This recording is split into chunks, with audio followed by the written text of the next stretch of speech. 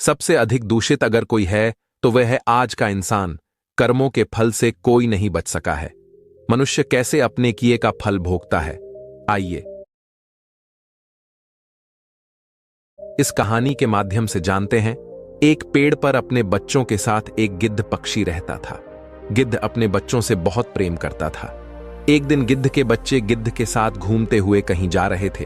तभी उन्होंने देखा कि एक स्थान पर एक स्त्री पुरुष बैठे हुए थे जिनकी हालत बहुत ही दयनीय थी।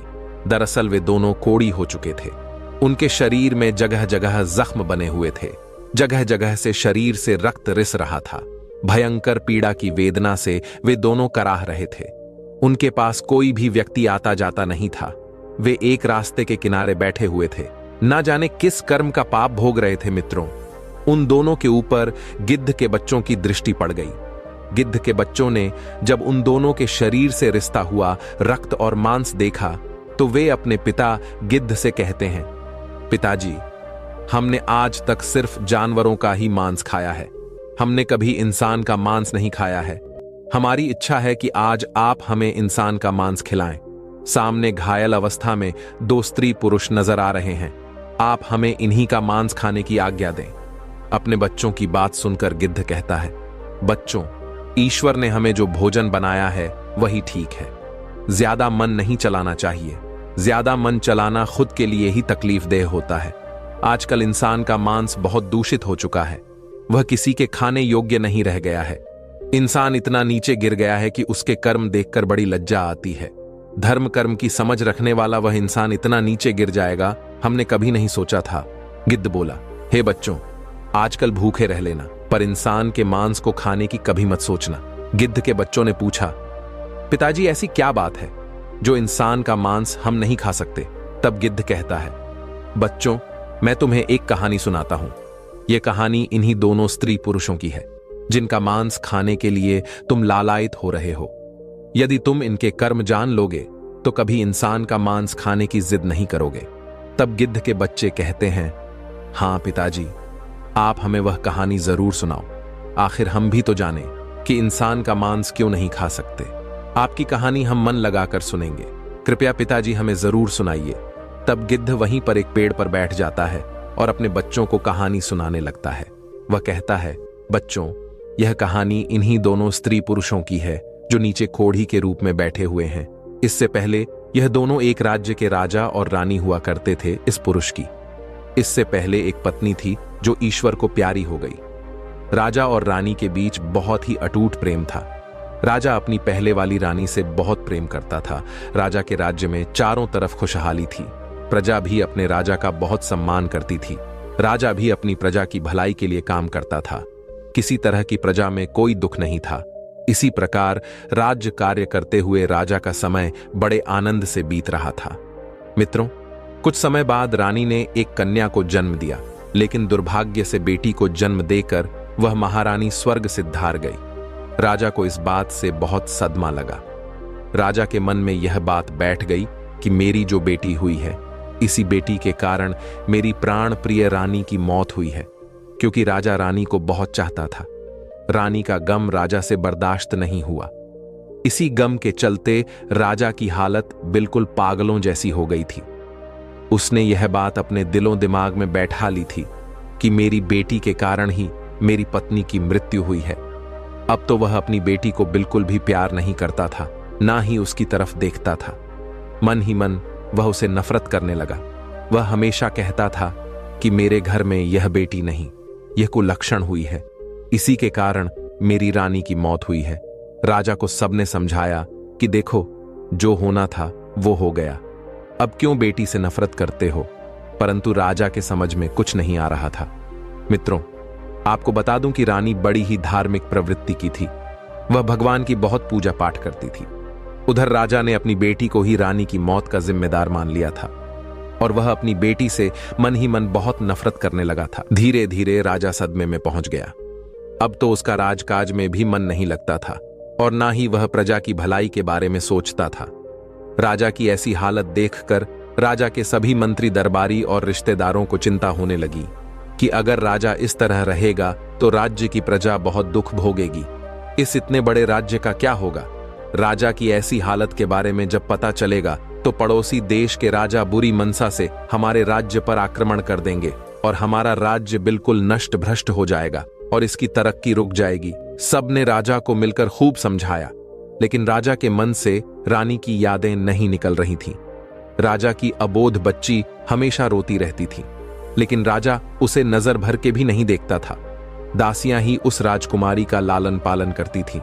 राजा तो उसे कुलक्षणी कहता था और इसीलिए उसका नाम कुलक्षणी पड़ गया था। घर के रिश्तेदारों और मंत्रियों ने सलाह दी कि अगर ऐसा हुआ तो कैसे चलेगा, इसलिए उन्होंने राजा से दूसरा विवाह करने का प्रस्ताव रखा, जो राजा को सही लगा, क्योंकि रानी का गम भुलाने के लिए यह जरूरी था और उस लड़की के लिए भी एक मां की जरूरत थी।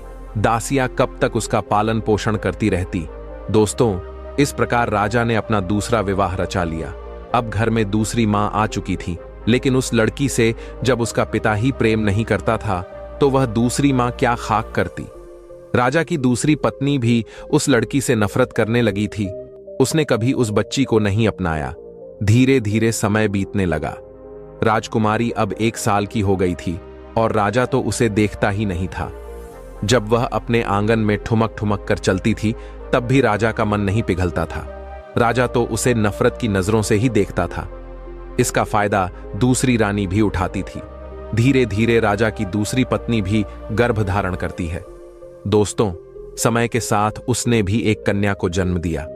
अपनी बेटी और अपनी स्त्री को सकुशल देखकर राजा बड़ा प्रसन्न हुआ। उसकी प्रसन्नता की वजह यही थी कि उसकी रानी बिल्कुल ठीक थी, इसीलिए वह अपनी कन्या को अच्छे लक्षणों वाली समझ रहा था। अब तो राजा ने प्रजा में मिठाइयां बंटवाई और अच्छे से उस दूसरी राजकुमारी का नामकरण संस्कार करवाया। राजा ने उसका नाम सौभाग्यवती रखा। इस तरह मित्रों, सौभाग्यवती और कुलक्षणी दोनों ही साथ साथ पलने लगी। धीरे धीरे समय बीतता रहा। राजा रानी सौभाग्यवती को बहुत प्रेम करते थे, लेकिन जिसे वे कुलक्षणी मानते थे उसे फूटी आंख से भी नहीं देखते थे। समय अपनी गति से चलता रहा। धीरे धीरे राजकुमारी सौभाग्यवती को शिक्षा दिलाई गई। राजकुमारी की तरह उसके हर काम कराए गए, लेकिन कुलक्षणी को शिक्षा का भी प्रबंध नहीं किया गया। धीरे धीरे जब दोनों कन्याएं बड़ी हुईं तो देखने में दोनों बराबर की लगती थीं। दोनों में ज्यादा अंतर नहीं था, पर उनके पालन पोषण में राजा रानी की तरफ से बहुत अंतर था। सौभाग्यवती के जो कपड़े होते थे, अगर वे पुराने हो जाते तो उन्हीं कपड़ों को उतारकर कुलक्षणी को पहनने को दे दिया जाता था, क्योंकि मित्रों, जब पिता ही उसे प्रेम नहीं करता था तो दूसरा कौन देखने वाला था। बेचारी की मां तो थी नहीं। धीरे धीरे दोनों लड़कियां सयानी हो रही थीं। एक दिन रानी कहने लगी, महाराज, लड़कियां बड़ी हो गई हैं, अब इनका विवाह हमें करना चाहिए। दोस्तों, जो कुलक्षणी थी वह बड़ी ही धर्म प्रवृत्ति की थी। अपनी मां की तरह उसकी मां भी बहुत ही धार्मिक थी। जो उसे जन्म देकर मर गई थी वह भी बहुत धार्मिक थी और हमेशा भगवान की बहुत पूजा पाठ किया करती थी, जबकि सौभाग्यवती बड़े घमंड में रहती थी। उसे यह घमंड था कि वह राजकुमारी है, उसके पास मां और पिता दोनों का प्यार है, लेकिन बेचारी कुलक्षणी को माता पिता का प्रेम नहीं मिलता था। कुलक्षणी कुछ ज्यादा ही समझदार थी। उसकी सौतेली मां कुछ भी कहती, चाहे उसकी बहन कुछ भी कहती रहती, वह चुपचाप सुन लिया करती थी। राजा रानी को छोड़कर महल के बाकी सभी लोग कुलक्षणी से हमदर्दी रखते थे, लेकिन सौभाग्यवती और उसकी मां हमेशा उसे डांटती रहती थी। राजा तो अपनी बेटी सौभाग्यवती को देखकर फूला नहीं समा आता था, जिसे वह कुलक्षणी मानता था। उसे देखकर तो वह रास्ता ही बदल लेता था। बेचारी कुलनी अपने पिता के प्यार को पाने के लिए तरसती रहती थी, लेकिन राजा कभी उसे अपनी आंखों के सामने भी नहीं आने देता था। राजा ने सख्त हिदायत दे रखी थी कि जब वह महल में आए तो उसकी बेटी कुलक्षणी उसके सामने न आए। इस बात का पूरा ध्यान रखा जाता था। अब जब बेटियां शादी के लायक हो गईं तो शादी तो करनी ही पड़ेगी, भले ही राजा उसे कितना ही नफरत क्यों ना करता हो। बेटी की शादी तो करनी ही थी। रानी ने कहा, महाराज, दोनों बेटियां बड़ी हो गई हैं, इनके लिए कोई अच्छा सा वर तलाश कीजिए। राजा कहने लगा, हां रानी, विवाह तो करना ही पड़ेगा और जितनी जल्दी हो जाए उतना अच्छा है। इस कुलक्षणी का साया हमारे महल से हट जाएगा। राजा की इन बातों को सुनकर लगता था कि वह मूर्ख राजा अपनी उस बेटी से न जाने कितनी नफरत करता था। रानी तो फिर भी सौतेली थी, वह तो नफरत करती ही थी और घर के सारे काम उस कुलक्षणी से कराती थी। रानी हमेशा यही चाहती थी कि उसकी सौतेली बेटी हमेशा दुखी रहे। इसलिए उसने राजा से कहा, महाराज, क्यों ना पहले इस कुलक्षणी का विवाह करके इसे इस घर से हटा दिया जाए। हम अपनी बेटी का विवाह बाद में कर लेंगे। राजा ने कहा, कोई बात नहीं, हम इसका विवाह पहले कर देते हैं। जैसी ये है ऐसा ही इसके लिए लड़का देख लेते हैं। रानी कहने लगी, अरे राजा साहब, इसके लिए तो कोई अंधा भिखमंगा लड़का ही ठीक रहेगा। वह कहां राजमहलों के लायक है, जहां भी जाएगी मां का बेड़ा गर्क कर देगी। यह तो अपनी मां को खा ही गई, वहां भी न जाने क्या क्या कर देगी। इसके कारण हमें न जाने क्या क्या सुनने को मिलेगा। इस पर राजा ने कहा, रानी साहिबा, आप बिल्कुल ठीक कहती हो। राजा ने तुरंत ही अपने महल में नाई और पंडित को बुलवाया और कहा, कुलक्षणी के लिए एक अंधा और परिवार से हीन वर ढूंढ कर आओ। जिसका कोई परिवार ना हो, राजा की आज्ञा पाकर नाई और पंडित वर की तलाश में निकल पड़े। वे चलते चलते बहुत दूर एक गांव में जा पहुंचे, जहां मंदिर के बाहर उन्होंने एक बूढ़ी औरत को बैठे देखा। उसका एक बेटा था। मां बेटा दोनों भीख मांग रहे थे। बेटा अंधा था और घर के नाम पर एक टूटी फूटी घास फूस की झोपड़ी पड़ी हुई थी। नाई और पंडित उसे देखकर बहुत खुश हो गए, क्योंकि कई दिनों से उन्हें वैसा वर नहीं मिल रहा था जैसा राजा चाहता था। नाई और पंडित भिखारिन के पास गए और उससे कहा, माई, हम तेरे बेटे के लिए एक बहुत अच्छा रिश्ता लेकर आए हैं। यह सुनकर भिखारिन पहले तो हंसी और फिर कहने लगी, क्यों भैया, क्यों मुझ भिखारिन का मजाक उड़ा रहे हो? भला मेरे अंधे बेटे से कौन विवाह करेगा? तब नाई ने कहा, अरे नहीं, वास्तव में हम आपके बेटे के लिए एक बहुत अच्छा रिश्ता लेकर आए हैं। और वह भी राजमहल से। यह सुनकर भिखारिन को विश्वास नहीं हुआ, लेकिन जब उसे राजमहल से नाता जुड़ने की बात पता चली तो वह तुरंत राजी हो गई। नाई और पंडित उस भिखारिन के बेटे के साथ रिश्ता तय कर राजमहल लौट आए और राजा को पूरी बात बताई। इसके बाद राजा ने अपनी बेटी कुलक्षणी का विवाह उस अंधे भिखारी से कर दिया और दान दहेज के नाम पर भी उसे कुछ नहीं दिया। कुलक्षणी अपनी ससुराल पहुंची तो देखा कि वहां एक टूटी फूटी झोपड़ी थी, जहां बैठने के लिए भी सही जगह नहीं थी। वह भगवान से प्रार्थना करने लगी, हे भगवान, यह मेरी कैसी परीक्षा है। मुझे पति भी मिला तो अंधा, अगर जीवन साथी ठीक होता तो हम दोनों मिलकर कुछ कर लेते। खैर, भगवान जो भी करते हैं अच्छा ही करते हैं।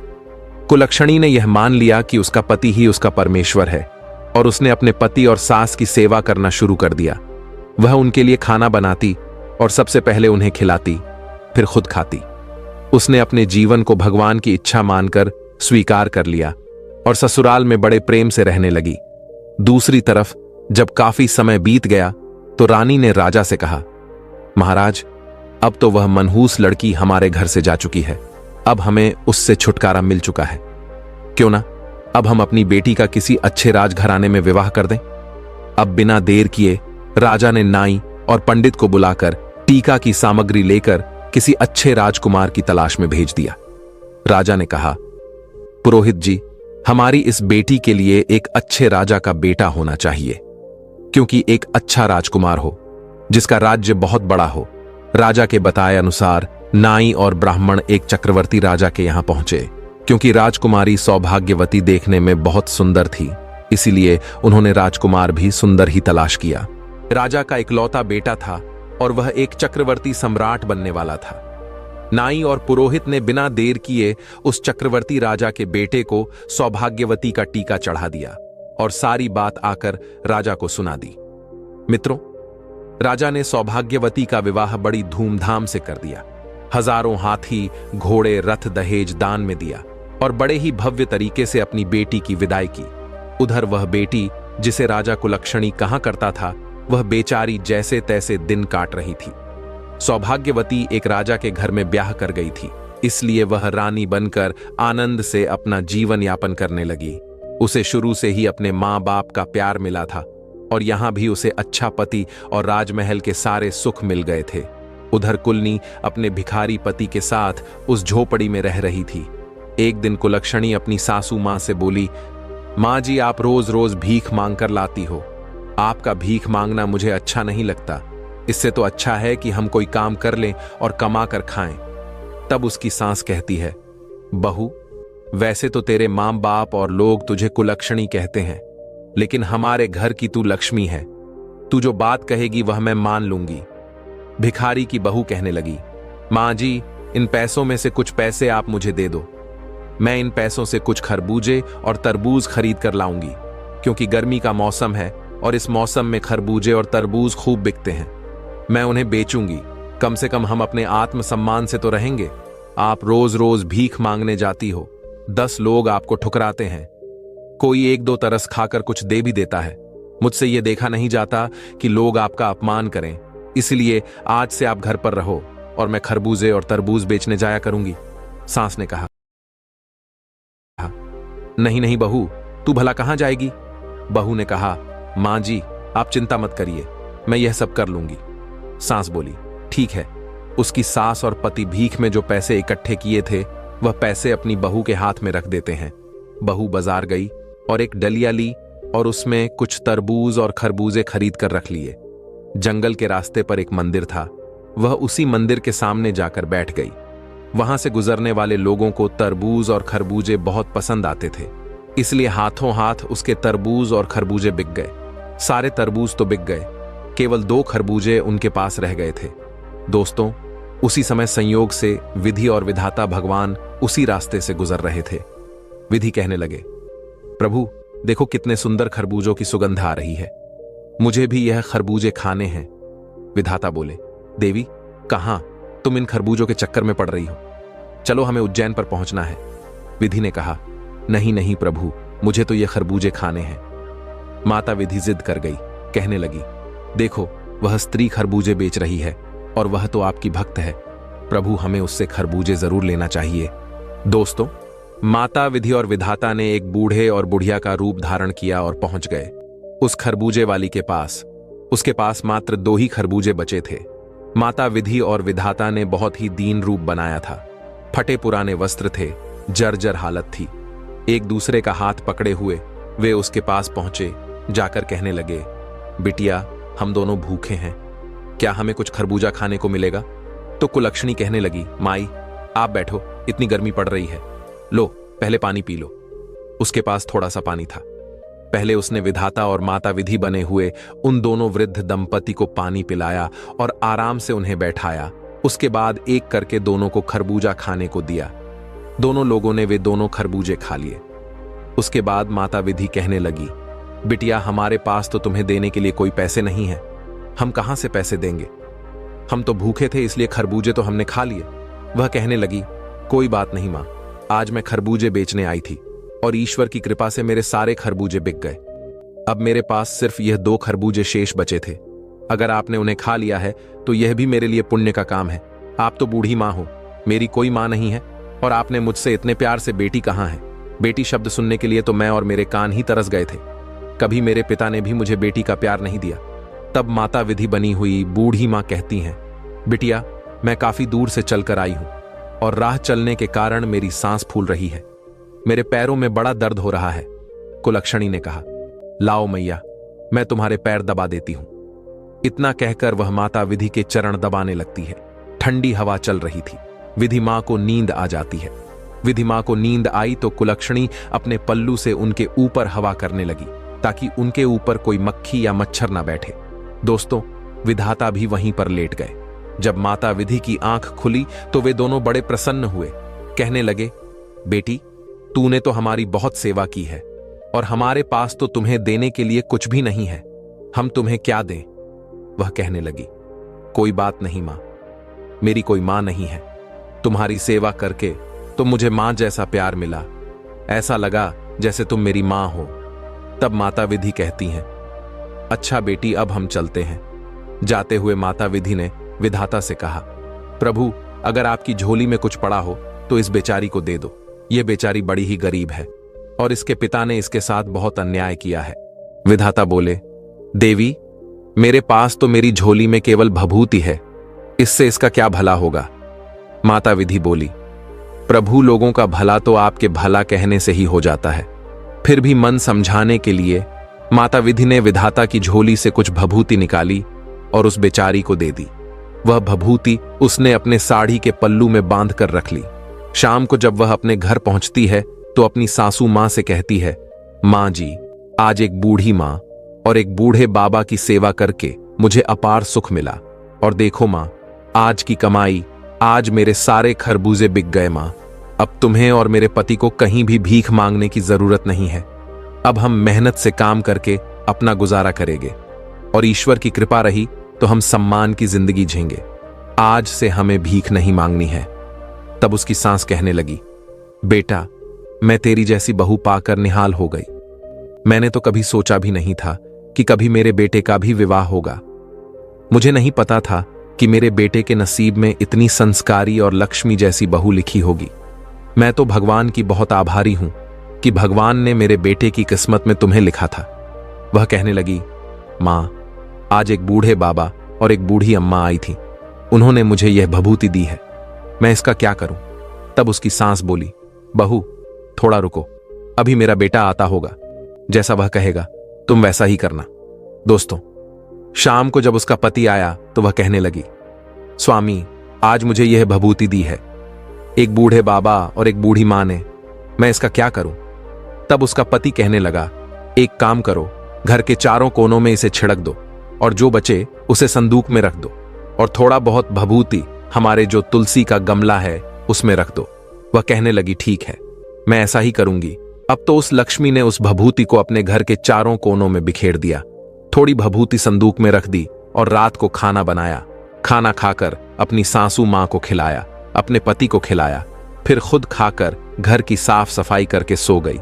सुबह उठती है तो क्या देखती है कि उसकी झोपड़ी की जगह तो बहुत ही सुंदर महल बन गया है। चारों कोनों पर हीरे मोती चमक रहे हैं, धन के अंबार लगे हुए हैं और अनगिनत धन से घर भरा हुआ है। यह देखकर तो उसे बड़ा अचंभा हुआ। वह दौड़ी दौड़ी अपनी सास के पास जाती है और कहती है, मां जी उठिए, देखो क्या चमत्कार हो गया। उसकी सासू मां की आंख खुली तो उसने देखा कि उसका घर तो पहचानने में नहीं आ रहा है। वह कहने लगी, अरे बहू, क्या हम तेरे मायके में आ गए हैं? आज तक तो तेरे पिता ने कभी इधर मुड़कर भी नहीं देखा, लेकिन मैं तो सोई हुई थी, तेरे पिता का हृदय कैसे पसीज गया। तब वह लक्ष्मी कहती है, नहीं मां जी, यह मेरे पिता का घर नहीं है, यह तो हमारा घर है। देखिए, शायद भगवान की अनुकंपा हुई है, उन्हीं की कृपा से मेरे भाग्य बदल गए हैं। देखो, शायद वे बूढ़े बाबा और बूढ़ी मां कोई और नहीं, साक्षात ईश्वर ही होंगे जिन्हें मैं पहचान नहीं पाई। भगवान को ना पहचान पाने का दुख अब तो उसे बहुत कचोट लगा था और वह रोने लगी कि भगवान साक्षात मेरे पास आए और मैं उनको पहचान नहीं पाई। उसकी सासू मां ने उसे धीरज बंधाया। तभी उसके पति की आंख खुल जाती है और वह चिल्लाते हुए बोला, अरे लक्ष्मी, यह मैं अपनी आंखों से क्या देख रहा हूं?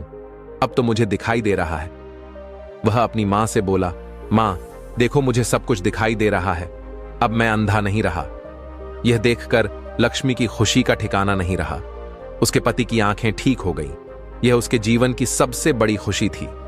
इतनी खुशियां तो उसे धन दौलत पाकर भी नहीं हुई थीं। भगवान की कृपा से अब उसका पति किसी राजा से कम नहीं लग रहा था।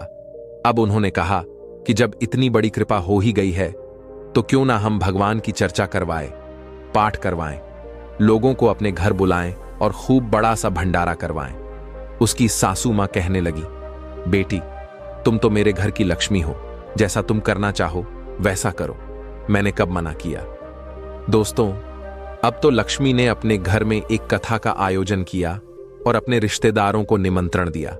सारे रिश्तेदारों में निमंत्रण बंटवाया। एक पत्र अपने मायके भी भिजवाया और एक चिट्ठी अपनी बहन सौभाग्यवती के घर भी भेजी। निमंत्रण पाकर लक्ष्मी का पिता और उसकी सौतेली मां भी आए। वे आए तो थे, परंतु दोस्तों, उनकी हालत बहुत खराब हो गई थी। वे अपनी बेटी की हालत पर हंसने के लिए वहां आए थे, लेकिन वहां पहुंचकर उसके पिता का तो शर्म से सिर नीचा हो गया। वह सोच रहा था, मैंने अपनी बेटी के साथ ऐसा किया, लेकिन उसका नसीब देखो, नसीब के आगे किसी की नहीं चलती। मेरे चाहने से क्या होता है? जब भगवान ने उसका नसीब स्वयं अपने हाथों से लिखा हो। उसके माता पिता को अब बड़ा अफसोस हो रहा था, क्योंकि जब लक्ष्मी और सौभाग्यवती की शादी हुई थी तब उसके पिता ने अपनी बेटी को कुछ भी नहीं दिया था। और जानबूझकर एक अंधे भिखारी के साथ उसका विवाह किया था। इसी पाप के कारण उसका पिता और सौतेली मां दोनों लोग कोढ़ी हो गए थे। बहुत उपचार करने के बाद भी वे ठीक नहीं हुए थे। उनका राज्यपाठ धूमिल होता जा रहा था। प्रजा में राजा के प्रति रोष पैदा हो गया था, क्योंकि जब राजा ही राज करने वाला मजबूत ना हो तो राज्य तो गरीब हो ही जाएगा। उसके राज्य में घुसपैठ होने लगी थी। उसका पिता एक नाम मात्र का राजा रह गया था। दोस्तों, जब उसकी बहन सौभाग्यवती आई, और सौभाग्यवती तो पहले से ही घमंडी थी, वह पहले ही लक्ष्मी को बात बात पर ताने मारती थी। जब सौभाग्यवती आई तो उसने अपनी बहन की शान शौकत देखकर उसकी आंखें फटी की फटी रह गईं। वह सोचने लगी, मैं एक चक्रवर्ती सम्राट की पत्नी हूं, मेरे पास इतने बड़े राज्य का मालिक है, लेकिन यह महल और इसके सुख साधन तो मुझसे भी कहीं ज्यादा अधिक हैं। अपनी बहन का वैभव देखकर वह बहुत बेचैन होने लगी और कहने लगी, लक्ष्मी, तुझे यह सब कहां से मिला, कैसे मिला? तब लक्ष्मी ने सारी बातें अपनी बहन को बताई। सौभाग्यवती यह सुनकर और भी ज्यादा बौखला गई। सौभाग्यवती के मन में फिर से लालच आ गया। वह किसी भी कीमत पर अपनी बहन लक्ष्मी को नीचा दिखाना चाहती थी। वह तो चाहती थी कि लक्ष्मी उससे ऊपर कभी ना पहुंच पाए, लेकिन जिसे भगवान उठाना चाहते हैं उसे कौन रोक सकता है? ऊपर उठाने वाला तो ईश्वर है, किसको कब क्या बना दे कोई नहीं जानता। सौभाग्यवती ने जब अपनी बहन से पूछा कि उसके समृद्ध होने का क्या कारण है, तो भोली लक्ष्मी ने पूरी बात उसे बता दी कि उसने एक बूढ़े और बूढ़ी मां को खरबूजे खिलाए थे, उन्हीं के आशीर्वाद से यह सब हुआ है। अपनी बहन से यह सब जानकर सौभाग्यवती राजमहल में जाकर अपने पति से कहा, देखो जी, मैं भी खरबूजे बेचने जाऊंगी। उसका पति कहने लगा, अरे सौभाग्यवती, तुम यह कैसी बातें कर रही हो? हमारे राज्य में किसी प्रकार की कोई कमी नहीं है, और वह तेरी बहन इतनी गरीब थी, उसकी सच्ची श्रद्धा और भक्ति देखकर उस पर भगवान ने कृपा की है। तू तो क्यों चलन के मारे मरी जा रही है? तेरे पास किस चीज की कमी है? लेकिन सौभाग्यवती नहीं मानी। वह कहने लगी, नहीं जी, मुझे तो खरबूजे बेचने जाना है। तो पति कहने लगा, ठीक है, अगर मेरी बात नहीं मानती हो तो चली जा। दोस्तों, उसने एक डलिया में खरबूजे भर लिए और एक मंदिर के पास जाकर बैठकर बेचने लगी। संयोग से उस दिन भी माता विधि और विधाता उधर से आ रहे थे। खरबूजे बड़े ही ताजे ताजे थे। माता विधि बोली, प्रभु देखो, मुझे खरबूजे खाने हैं। गर्मी का मौसम है और यहां बड़े सुंदर सुंदर खरबूजे दिखाई दे रहे हैं। विधाता ने बहुत समझाया, लेकिन विधि जी नहीं मानी। उन्हें तो सौभाग्यवती के खरबूजे पसंद आ रहे थे।